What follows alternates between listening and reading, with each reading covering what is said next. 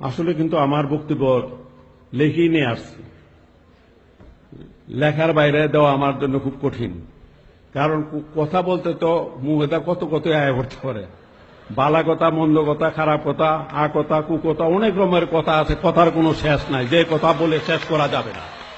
কিন্তু কথা হলো, আসল কথা হলো, কথা বলতে গিয়া আমার সাংবাদিক ভাইয়েরা আছে, ওনারা এই থেকে বিভিন্ন গ্রামাটিক্যাল মিস্টেক, বিভিন্ন ধরনের, আবার এই অর্থ কি হয় বা এটা এইভাবে না বললে ওইভাবে বললে কেমন হয়, এ ধরনের একটা সমস্যায় থাকি। যার জন্য রাষ্ট্রপতি হওয়ার পরে একটা গরুর খোয়ার তো শুনছেন আপনার নাম, এই খোয়ারের ভিতরে থাকার মতো একটা অবস্থা, মানে যার জন্য এই অবস্থার ভিতরে রাখা হয়, মানে যার বা ভিতর থেকে কোনো ধরনের কাজ ফ্রি করা যায় না।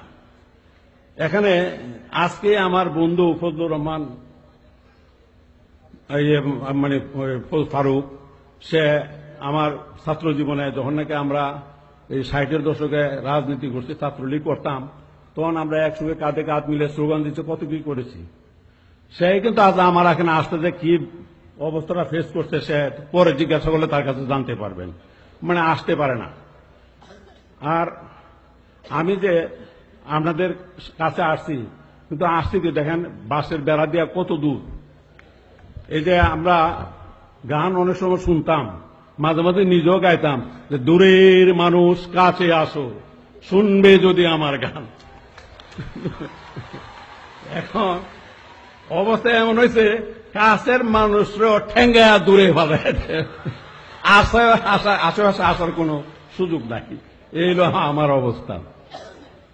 আর অনেকেই মনে করে যে রাষ্ট্রপতিতে আমি না জানি কত আরামের সুখে শান্তিতে আছি। আসলে আমার রাষ্ট্রপতি হওয়ার পরে আমার জীবনের 12টা বাজছে। কারণ আর আমার কোনো ধরনের স্বাধীনতাই নাই। কারণ কথা বলতে হয়, মাইপা খাইতে হয়, মানে ডাক্তার সাহেব পরীক্ষা করে দেয়। পয়লার দিন যখন রাষ্ট্রপতি, পরের দিনই মানে হাজির অনেক লোক, ডাক্তারও আয়সা পড়ছে নিচে সব। আমার ওয়াইফরে বললাম যে একটা ডিম আমলেট করে দাও তাড়াতাড়ি।